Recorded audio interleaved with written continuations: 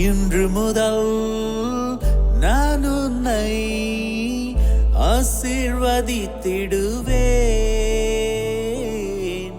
நன்மைகளால் உன் வாழ்வை நானே நிறைத்திடுவேன்.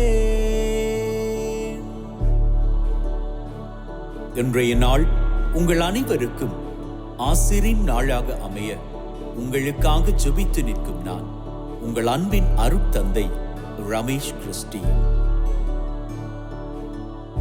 இன்று முதல் நான் உன்னை ஆசீர்வதித்திடுவேன். நன்மைகளால் உன் வாழ்வை நானே நிறைத்திடுவேன். ஆண்டவரது இல்லத்தில் நடப்பட்டிருக்கும் பொழுது வாழ்நாள் எல்லாம் செழிப்புற்று இருப்பீர்கள். தந்தை மகன் தூயாவியாரின் பெயராலே ஆமென். நம் ஆண்டவராகிய இயேசு கிறிஸ்துவின் அருளும் கடவுளின் அன்பும் தூயாவியாரின் நட்புறவும் உங்கள் அனைவரோடும் இருப்பதாக, அன்மாவோடும் இருப்பதாக. பலியிலே கலந்து கொள்ள தடையாக இருக்கும் மீறுதல்கள் பலவீனங்களுக்காக மனம் வருந்துவோம், மன்னிப்பு வேண்டி மன்றாடுவோம். ஆண்டவரே இரக்கமாயிரும், ஆண்டவரே இரக்கமாயிரும், கிறிஸ்துவே இரக்கமாயிரும், கிறிஸ்துவே இரக்கமாயிரும், ஆண்டவரே இரக்கமாயிரும், ஆண்டவரே இரக்கமாயிரும். எல்லாம் வல்ல இறைவன் நம் மீது இரக்கம் வைத்து நம்முடைய மீறுதல்கள் பலவீனங்களில் நமக்கு விடுதலை தருவாராக. ஆமென். ஜெபிப்போமாக. எங்களை வாழ வைக்கின்ற அப்பா தகப்பனே, ஒரு புதிய நாளிலே எங்கள் ஒவ்வொருவரையும் தட்டி எழுப்பி வாழுவதற்கான ஆசீரை நிறைவாக கொடுத்து எங்களை உம்முடைய வலது கரத்தினால் வழிநடத்த போவதற்கு உமக்கு கோடான கோடி நன்றிகளை ஏறெடுக்கின்றோம்.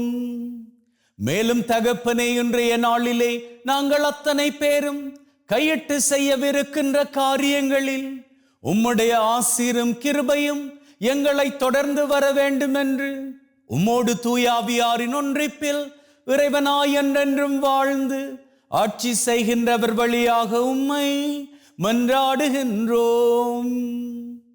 ஆமென்.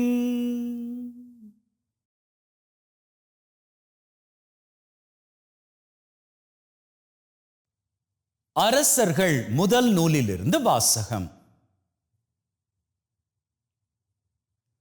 அந்நாள்களில் எலியா அங்கிருந்து சென்று சாபாற்றின் மகன் எலிசாவை கண்டார். அப்பொழுது அவர் ஏர் பூட்டி உழுது கொண்டு இருந்தார். அவருக்கு முன்னே 11 ஏர்கள் இருந்தன. 12ஆம் ஏரை தாமே ஓட்டிக்கொண்டு இருந்தார். எலியா அவரிடம் சென்று தம் மேலாடையை அவர் மீது தூக்கி போட்டார்.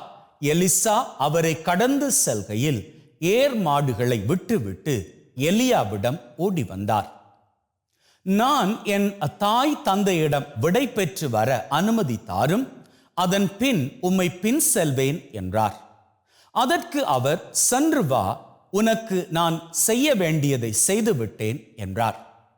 எலிசா எலியாவை விட்டு திரும்பி வந்து ஏர் மாடுகளை பிடித்து அடித்து தாம் உழுத கலப்பைக்கு நெருப்பு மூட்டி அம்மாட்டு இறைச்சியை சமைத்து மக்களுக்கு பரிமாற அவர்களும் அதை உண்டனர். பின்பு அவர் புறப்பட்டு போய் எலியாவை பின்பற்றி அவருக்கு பணிவிடை செய்யலானார். இது ஆண்டவர் வழங்கும் அருள்வாக்கு. இறைவனுக்கு நன்றி.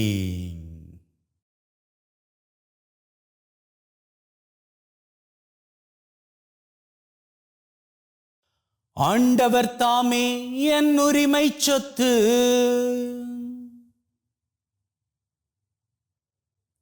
இறைவா, என்னை காத்தருளும்.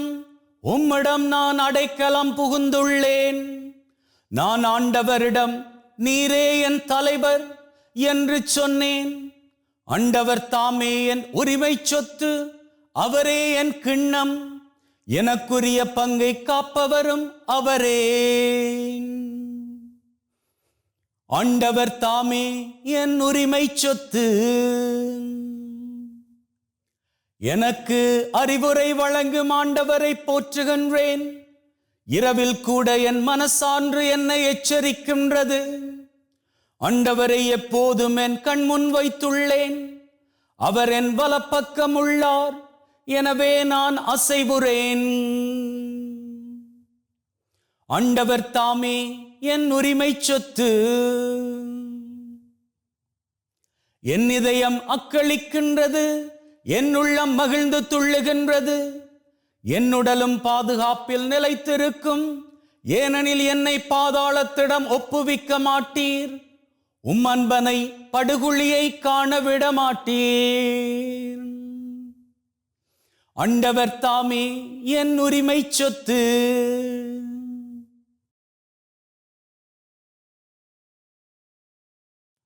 அல்லேலூயா, அல்லேலூயா.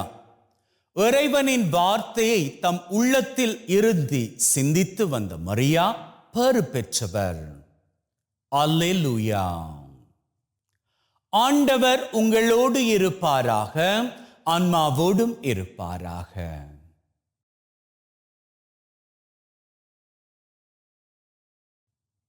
லூக்கா எழுதிய நற்செய்தியிலிருந்து வாசகம். ஆண்டவரே, மாட்சி உமக்கே. ஆண்டுதோறும் இயேசுவின் பெற்றோர் பாஸ்கா விழாவை கொண்டாட எருசலேமுக்கு போவார்கள். இயேசுவுக்கு 12 வயது ஆன போது வழக்கப்படி விழாவை கொண்டாட எருசலேம் சென்றனர். விழா நாள்கள் முடிந்து அவர்கள் திரும்பிய போது சிறுவன் இயேசு எருசலேமில் தங்கிவிட்டார். இது அவருடைய பெற்றோருக்கு தெரியாது. பயணிகள் கூட்டத்தில் அவர் இருப்பார் என்று எண்ணினர். ஒரு நாள் பயணம் முடிந்த பின்பு உறவினரிடையேயும் அறிமுகமானவர்களிடையேயும் அவரை தேடினர். அவரை காணாததால் அவரை தேடிக்கொண்டு எருசலேமுக்கு திரும்பி சென்றார்கள். 3 நாள்களுக்கு பின் அவரை கோவிலில் கண்டார்கள். அங்கே அவர் போதகர்கள் நடுவில் அமர்ந்து அவர்கள் சொல்வதை கேட்டுக்கொண்டும் அவர்களிடம் கேள்விகளை எழுப்பிக் கொண்டும் இருந்தார். அவற்றை கேட்ட அனைவரும் அவருடைய புரிந்து கொள்ளும் திறனையும் அவர் அளித்த பதில்களையும் கண்டு மலைத்து போயினர். அவருடைய பெற்றோரும் அவரை கண்டு வியப்பில் ஆழ்ந்தனர். அப்பொழுது அவருடைய தாய் அவரை நோக்கி, மகனே, ஏன் இப்படி செய்தாய்?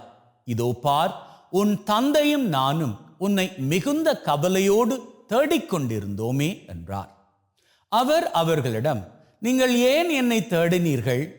நான் என் தந்தையின் அலுவல்களில் ஈடுபட்டிருக்க வேண்டும் என்பது உங்களுக்கு தெரியாதா என்றார்.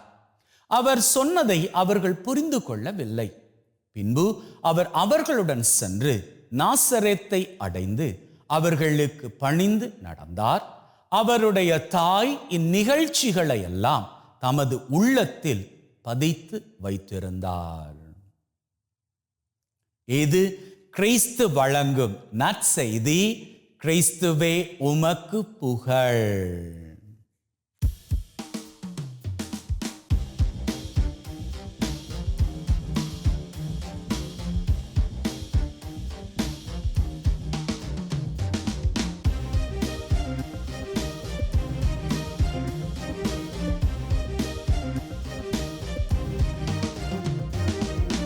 அன்பின் உள்ளங்களே, இன்னைக்கு அன்னை மரியாளினுடைய திரு இருதயத்தை நாம் கொண்டாடுகின்றோம். அன்னை மரியாளினது உள்ளம் எதையும் தாங்குகின்ற உள்ளம். அன்னை மரியாள் சின்ன பொண்ணாக இருந்த வேளையில் அவருக்கு ஆண்டவரது அருளின் வாக்கு கிடைக்கிறது. ஆண்டவராகிய தெய்வம் அவருடைய வயிற்றில் குடிகொள்ளப் போகிறார். அன்னை மரியாள் ஒரு சின்ன பொண்ணாக இருந்து கொண்டு தன்னுடைய வயிற்றிலே இந்த தெய்வத்தையே, உலகையே ஆளக்கூடிய தெய்வத்தையே தாங்கப் போகின்றார். அப்படி என்கின்ற செய்தி அவருக்கு சந்தோஷத்தை கொடுத்தாலும், இதை நான் எப்படி கையாள போகிறேன், How can I handle this? அப்படி என்கின்ற ஒரு கேள்வியும் கவலையும் அன்னை மரியாளுக்கு இருந்திருக்க வேண்டும். இருந்தாலும் அவர் கலங்கவில்லை. அன்றிலிருந்து அவர் இன்று வரை எதை குறித்தும் கலங்காமல் கலங்கக்கூடிய அத்தனை பேருக்கும் ஆறுதல் கொடுக்கின்ற அன்னையாக இருக்கின்றார். இன்னைக்கு நற்செய்தியில நாம படித்தோம். நற்செய்தியின் கடைசி பகுதி இப்படி முடிகின்றது. ஆண்டவராகிய இயேசு கிறிஸ்துவை எருசலேமில் இருந்து புனித சூசேப்பரும் அன்னை மரியாளும் அழைத்து கொண்டு தங்களது வீட்டுக்கு வருகின்ற வேளையில் எருசலேமில் நடந்த அனைத்தையும் அன்னை மரியாள் தன்னுடைய உள்ளத்தில் இருத்தி சிந்தித்து வந்தார் அப்படின்னு.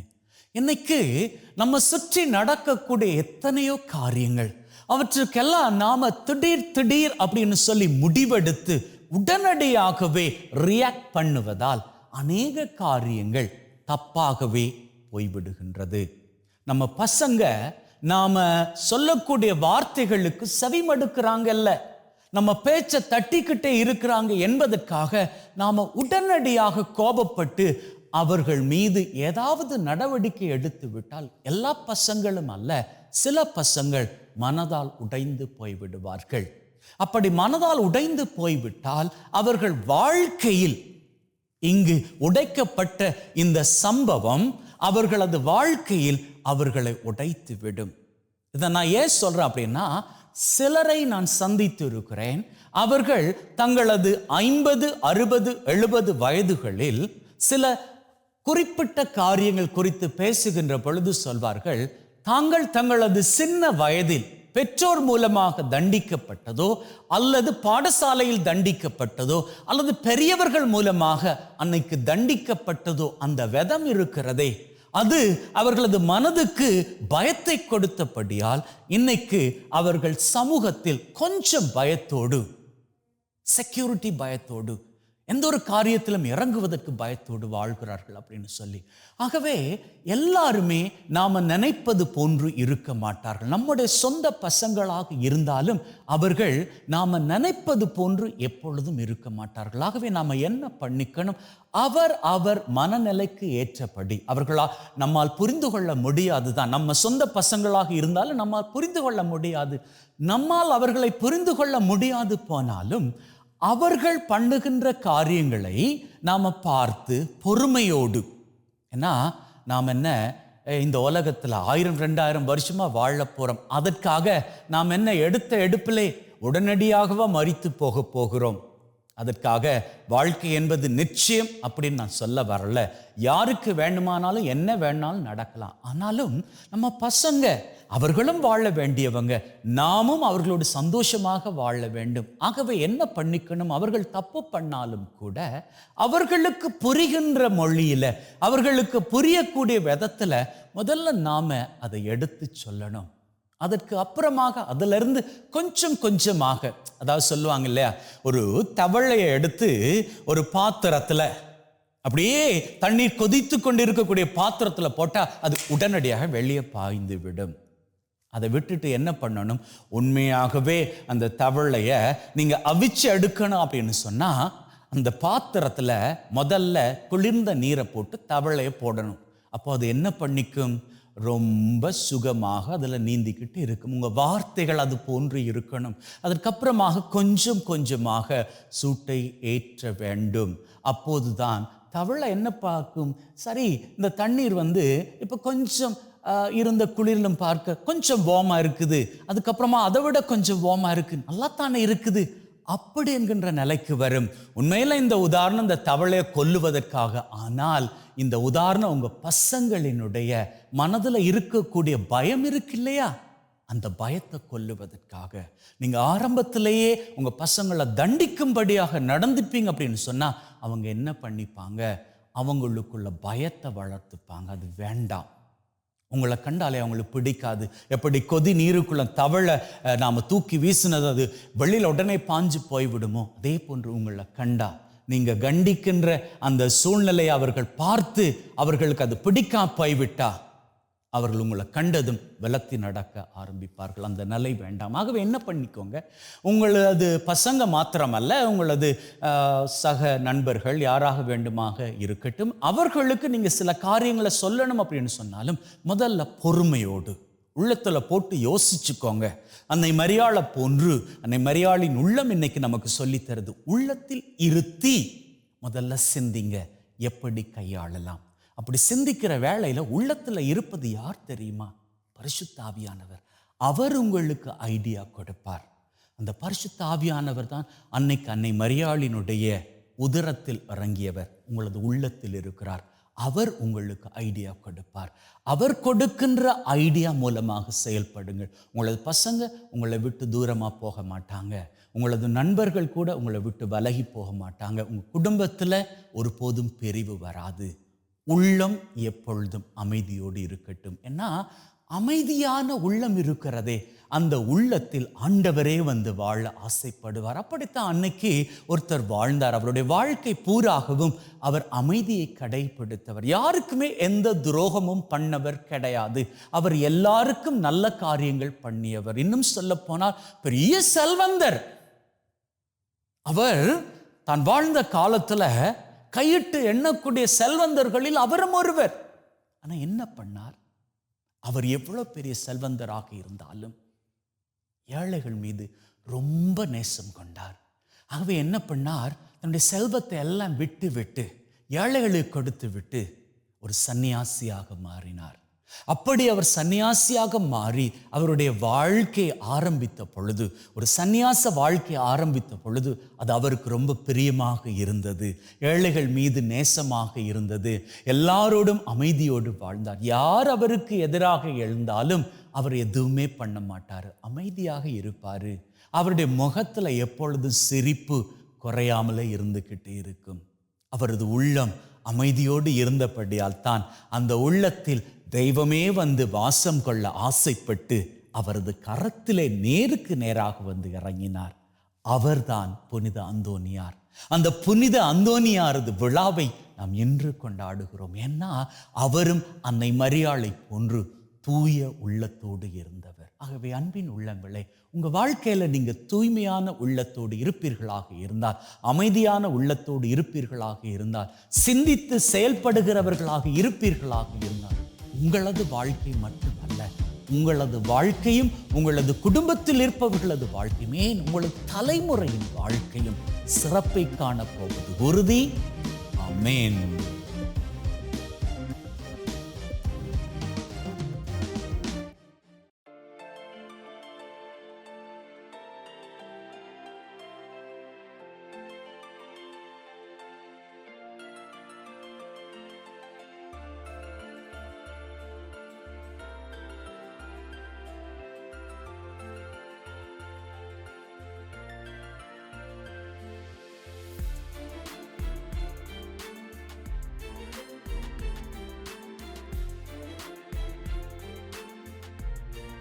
ஆண்டவரே, அனைத்துலகின் நிறைவா உம்மை போற்றுகின்றோம். ஏனெனில் உமது அருட்பெருக்கிலிருந்து இந்த அப்பத்தை பெற்றுக்கொண்டோம். நலத்தின் விளைவும் மனிதொழைப்பின் பயனுமாகி அந்த அப்பத்தை உமக்கு ஒப்புக் கொடுக்கின்றோம். வாழ்வழிக்கும் அப்பமாக மாறும். இறைவன் என்றென்று வாழ்த்து பெறுவாராக.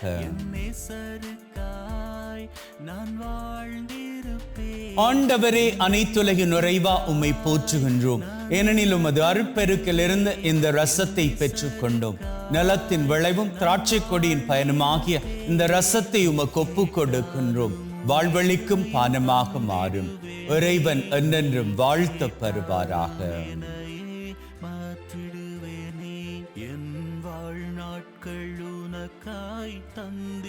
Wash away from our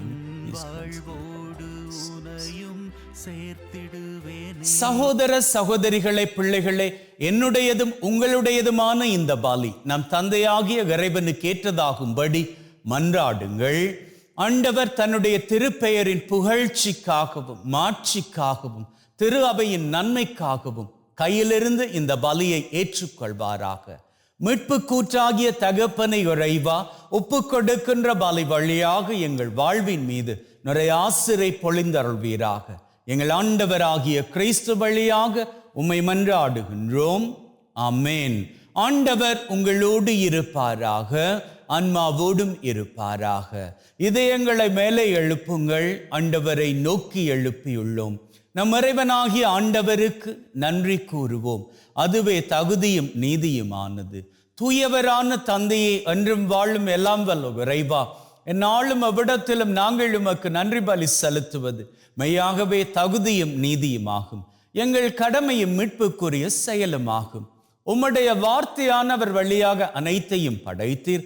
அவரை மீட்பராக இடைற்றுபவராக எங்களுக்கு அனுப்பினீர். அவர் தூய ஆவியால் கன்னிமரியிடமிருந்து உடலெடுத்து மனிதனானார். சாவை வென்று உயிர் புண்ணென விளங்க செய்தார். ஆகவே வானதூதர் புனிதர் அனைவரோடு நாங்களும் சேர்ந்து உம்முடைய மாட்சியை புகழ்ந்து ஒரே குரலாய் சொல்லுவதாவது: தூயவர், தூயவர், தூயவர், வான் படைகளின் கடவுளாம் ஆண்டவர். விண்ணகமும் மண்ணகமும் உமது மாட்சியால் நிறைந்துள்ளன. உன்னதங்களிலே ஓசன்னா. ஆண்டவர் பெயரால் வருகிறவர் ஆசி பெற்றவர். உன்னதங்களிலே ஓசன்னா. ஆண்டவரே, நீர் மெய்யாகவே தூயவர், தூய்மை அனைத்திற்கும் ஊற்று. ஆகவே உம்முடைய ஆவியை பொழிந்து காணிக்கைகளை தூய்மைப்படுத்த தாழ்மையுடன் வேண்டுகின்றோம். இவ்வாறு எங்கள் ஆண்டவர் இயேசு கிறிஸ்துவின் உடலும் இரத்தமுமாக எங்களுக்கு இவை மாறுவனவாக. அவர் பாடுபட உளம் கனிந்து தம்மை கையளித்த போது அப்பத்தை எடுத்து நன்றி செலுத்தி அதை பிட்டு தம் சீடருக்கு கொடுத்து அவர் சொன்னதாவது: எல்லாரும் இதிலிருந்து பெற்று உண்ணுங்கள், ஏனெனில் இது உங்களுக்காக கையளிக்கப்படும் என் உடல்.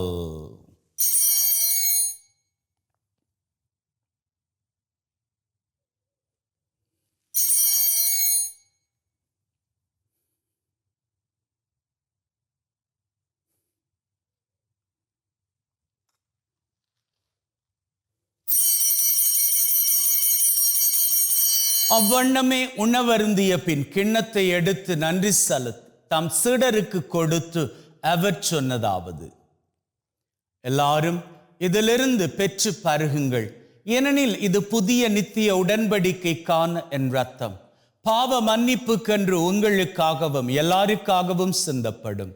இதை என் நினைவாக செய்யுங்கள்.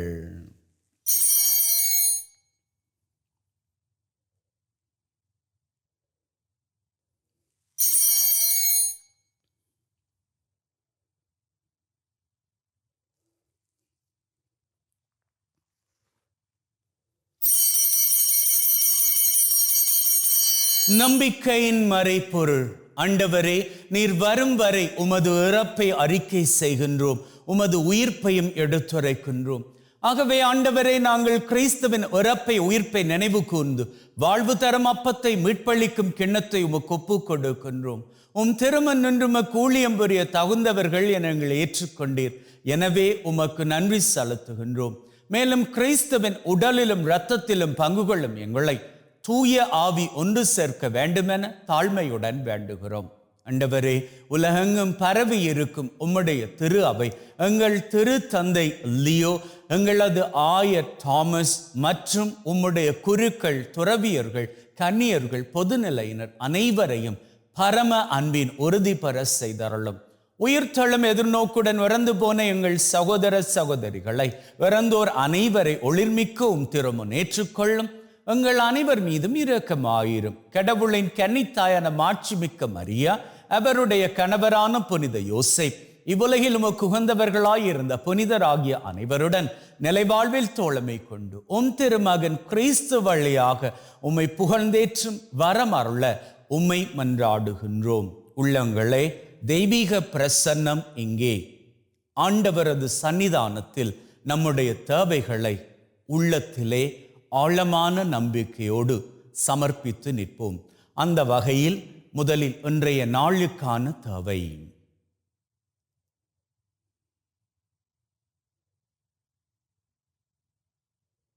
இந்த வாரத்திற்கான தேவை.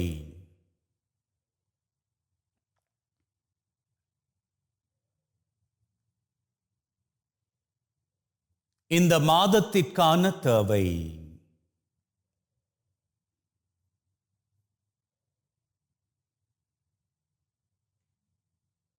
இந்த வருஷத்திற்கான தேவை.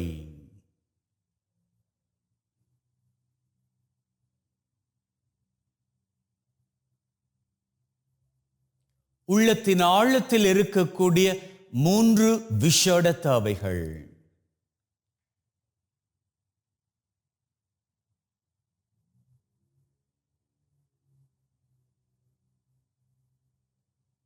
இந்த 7 தேவைகளோடு உலகிலே நிரந்தர சமாதானம் வேண்டி நாம் ஜெபித்து நிற்போம்.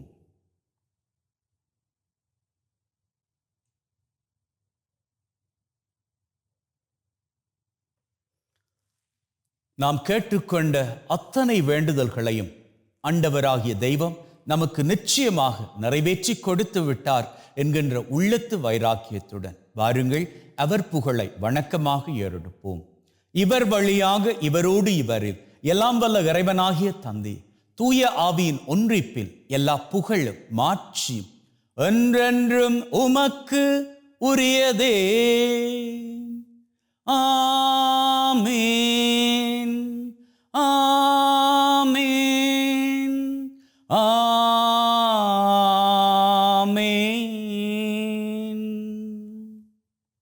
மீட்பரின் கட்டளையால் கற்பிக்கப்பட்டு தேவ படிப்பனையில் பயிற்சி பெற்ற நாம் நம்பிக்கையோடு சொல்லுவோம்.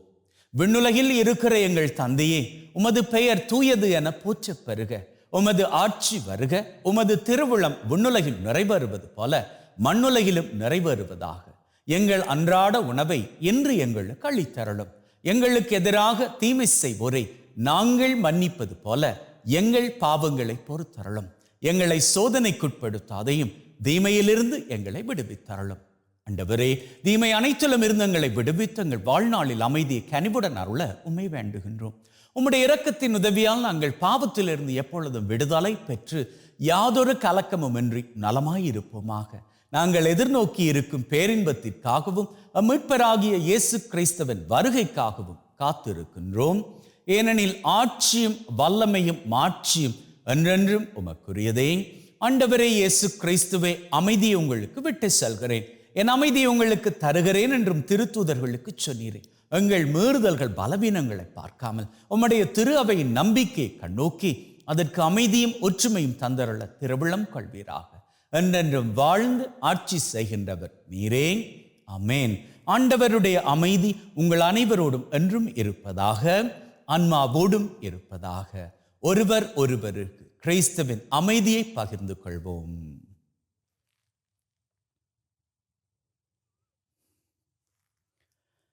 உலகின் பாவங்களை போக்கும் இறைவனின் செம்மறியே, எங்கள் மேல் இரக்கமாயிரும்.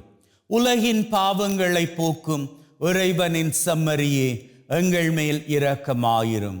உலகின் பாவங்களை போக்கும் இறைவனின் செம்மறியே, எங்களுக்கு அமைதியை அளித்தருளும். இதோ நம் ஆண்டவராகிய இயேசு கிறிஸ்து நாம் ஒவ்வொருவரையும் அமைதியோடும் மகிழ்வோடும் ஒற்றுமையோடும் வாழ அழைத்து நிற்கும் தெய்வம். அழைக்கப் பெற்ற நாங்கள் பேறு பெற்றோர். ஆண்டவரே, தேவரீர் என் உள்ளத்தில் எழுந்தருள நான் தகுதியற்றவன். ஆனால் ஒரு வார்த்தை மட்டும் சொல்லி அருளும், என் ஆன்மா நலமடையும். May the mingling of this body and blood of Christ bring me everlasting life. Amen.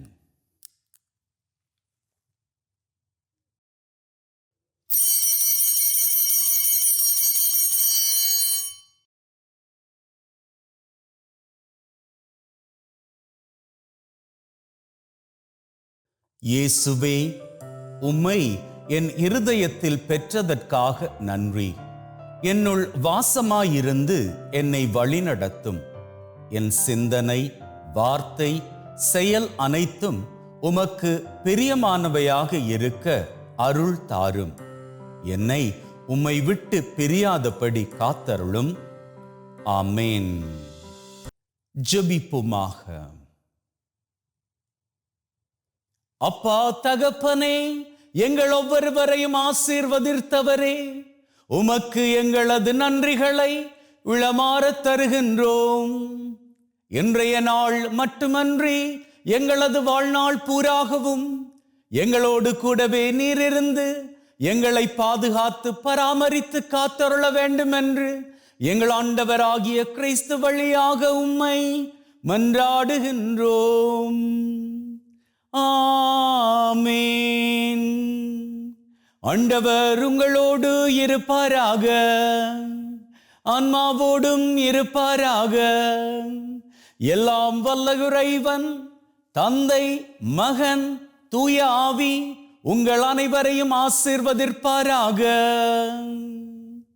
ஆமென்.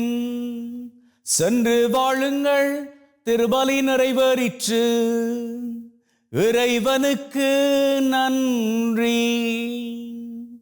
அன்பின் உள்ளங்களே, ஆண்டவராகிய தெய்வம் நம் அத்தனை பேரையும் பார்த்து சொல்லுகின்றார்.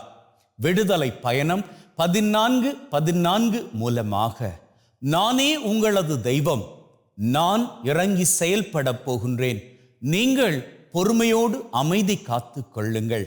வாழ்க்கையில் எப்பேற்பட்ட இடர்களில் நீங்கள் வாழ்ந்து கொண்டிருந்தாலும், எப்பேற்பட்ட மோசமான சூழ்நிலைகளில் இப்போது நீங்கள் வாழ்ந்து கொண்டிருந்தாலும் கலங்க வேண்டாம், கவலைப்பட வேண்டாம். ஆண்டவரிடத்தில் எல்லாவற்றையும் ஒப்படைத்து விட்டீர்கள். இனி அவர் பார்த்து கொள்வார். விடுதலை பயணம் 14:14 மூலமாக அவரே சொல்லுகின்றார், நான் இனி பார்த்து கொள்கிறேன், நீ பொறுமையோடு அமைதி காத்துக்கொள் என்று. அமைதி காத்துக்கொள்ளுங்கள். ஆண்டவர் உங்களது வாழ்க்கை மீது செய்ய போகின்ற அற்புத காரியங்களை நிச்சயமாக நீங்கள் இன்றிலிருந்து அனுபவிக்க போகிறீர்கள். May God bless you. Have a good day and see you all tomorrow. காரணம் கேட்காதே, கேட்டாலும் சொல்லிடுவேன், நீதானே என் உயிரே இயேசுவே. காரணம் கேட்காதே, கேட்டாலும் சொல்லிடுவேன், நீதானே என் உயிரே இயேசுவே. என் தெய்வத்துக்காய் நான் என்ன தந்திடுவேன், என் நேசருக்காய் நான் வாழ்ந்திருப்பேன். என் தெய்வத்துக்காய் நான் என்ன தந்திடுவேன், என் நேசருக்காய் நான் வாழ்ந்திருப்பேன்.